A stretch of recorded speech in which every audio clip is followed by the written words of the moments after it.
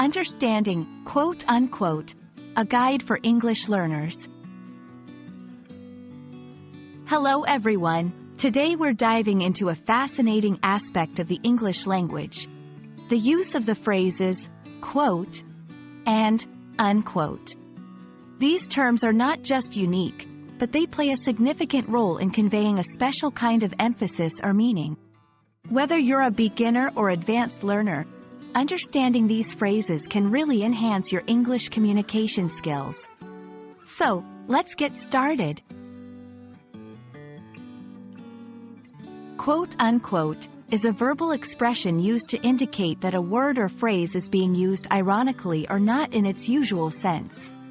When someone says quote before a word or phrase and unquote after, they're essentially putting that word or phrase in quotation marks.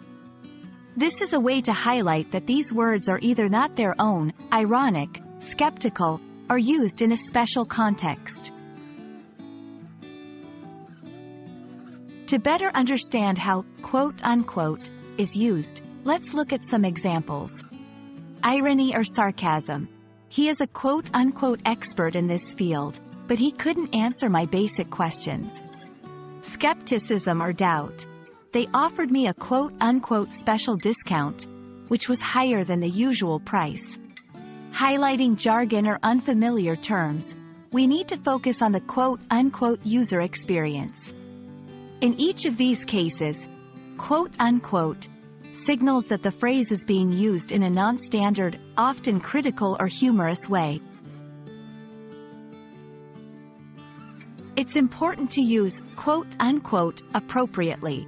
Here are some tips. Use sparingly. Overuse can make your speech sound unnatural.